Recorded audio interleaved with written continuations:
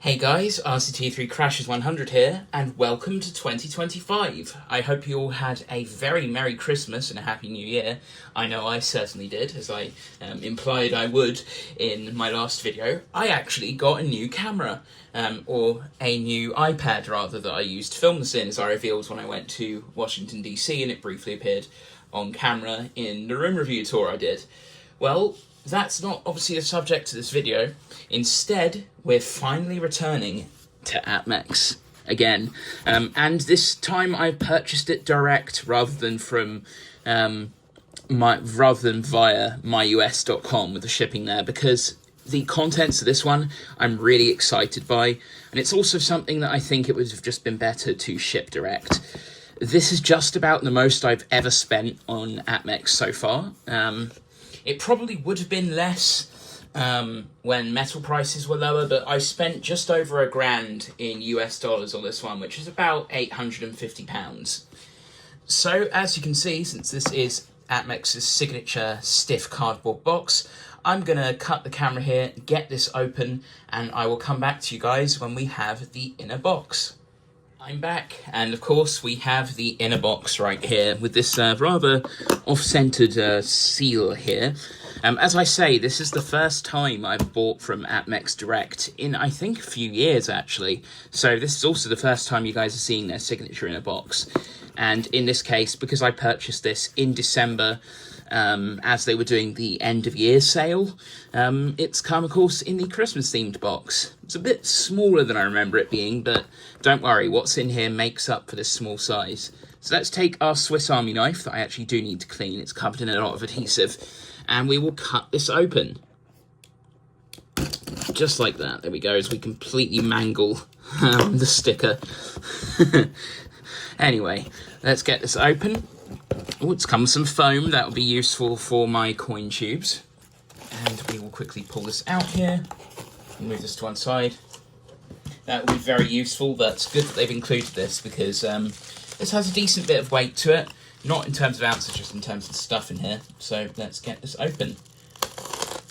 Got that open there. Just cut a thing in here. I almost forgot how much fun doing it this way is. I'm just going to pull out the order slip, stick that to one side.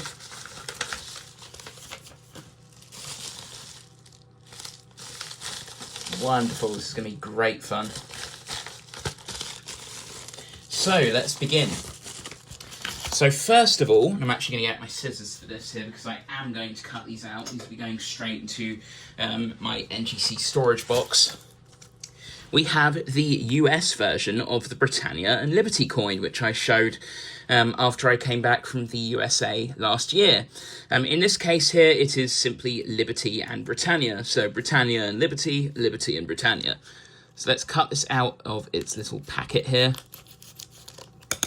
Wonderful. Pop it loose, and here we go. Watch my original video for the information on the engravers, because I cannot remember. I really should have been more professional with this, but you never know. I didn't expect this was even going to come today, to be honest, considering Courier's track records here. So yes, we have this very nice design here of course, Britannia on the right here and Liberty on the left. Again, it's more or less the same design, but it's been flipped the other way around. So on the UK coin, Britannia is on the top here, but Liberty is on the top here. And it has a different edge design, as you can see here. It simply says Liberty instead of Britannia and Liberty, or Liberty 2024, sorry. Comes with this very nice two flags special label. And the reverse here is completely different. I want to say that Mercanti designed this. Maybe? Actually, hang on, let me go take a look. I went away for a sec, and I have come with the information I need. So, of course, the obverse here was designed by Gordon Summers from the UK and Joseph Menner from the US Mint, or the Royal Mint and the US Mint, respectively. And the reverse here was also designed by Joseph Menner. And we have a bristlecone pine in the west here, representing the USA, and a yew tree in the east, representing the UK. Again, United States of America, Liberty, and Britannia. You will notice that this actually doesn't have a denomination on it, and that is because, unlike the UK version of this coin, Britannia and Liberty, this is only a medal, believe it or not. It's a silver medal. So you have a very similar design to the UK version on the obverse, but this completely different reverse design and no denomination. This is, as I forgot to mention as well, in proof 70 condition, which is very cool. I personally really like this reverse. The positioning of the sun in the middle reminds me a lot of Weinmann's Walking Liberty design, and having the trees here separated, of course, by the sea is a really neat allegory for the relationship between the UK and the USA. So we'll put that to one side here for a sec. If I had a graded UK version, I would absolutely show it off together to compare the differences. So let's pull out our next thing. I'm going to leave the big event to one side for a sec here, because I've just caught it out the corner of my eye. So next up, and they are slightly beaten up. That wasn't because of the knife, but here we go. I've got 2 dime rolls. These are mixed dime rolls. Again, the same ones I've bought a handful of times. These are both Roosevelt Enders on here. I've been collecting dimes quite extensively. I've been trying to add to them bit by bit because I do want a whole bag full of them. And yeah, this is $10 face value of silver dimes that will go towards that bag. So we'll put that to one side. In fact, let's rest this up against them. Hopefully it doesn't fall over. That is absolutely going to fall over. I'll just put these over here. Because we are finally at the main event. For those of you who have been watching this channel over the last year, I have been collecting, or starting a collection of pre-1933 US gold. And I have finally added another denomination to the collection. This is the second one overall after my Type 1 gold dollar in all its beautiful small size. It is a quarter eagle, and in particular it is a Liberty head design from 1902 in MS62 condition in this old NGC holder, which is really cool. Let's pop this out. So the obverse on this design should be very familiar to anyone who collects older design US coinage. It is, of course, by Christian Gobrecht, who also designed the Gobrecht dollar and the seated Liberty coinage, among other designs. I'm pretty sure this head design appears on other coins too.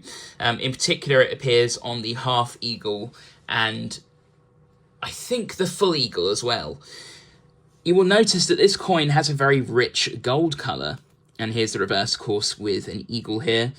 The rich gold colour, of course, is because this is 90% gold, so it has a bit more copper in it, copper and silver compared to other coins, such as the half sovereign here, which I have, which is considerably lighter. Adding more silver tends to make the gold more yellow until eventually... yeah, more silver and copper makes the gold more yellow. Remove too much silver and it becomes rose gold. Increase the amount of silver and eventually you probably get white gold, unless that's with platinum. I speak as if I have any authority on the matter. So, of course, here is the reverse, if I can get the autofocus to focus in on it. This is $2.50 of gold, which is interesting. Yeah, the US gold denominations, as I'm sure I've mentioned this before, were kind of irregular compared to the UK. So whereas you had half sovereigns, full sovereigns, double sovereigns, and 5 sovereign pieces, or quintuple sovereigns, here you had gold dollars, quarter eagles, the princess, which was $3, then you would have the $5 half eagle, the $10 full eagle, and the $20, double eagle, which is obviously where things even themselves out. So this coin I actually got on a pretty good deal. I would have gone for one in a higher grade, but the savings on these were looking pretty good. So I decided to get this, and honestly, I really like it. It's interesting to see its size compared to the half sovereign, because this is still a smaller coin in terms of diameter. And I think it's actually slightly lighter than the half sovereign. So with the half eagle kind of being a similar weight to the gold sovereign, if I remember correctly. I am rambling way too much.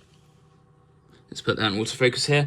So I think I'm going to end the video here and promptly marvel at my new addition to my collection, and also go through the dimes.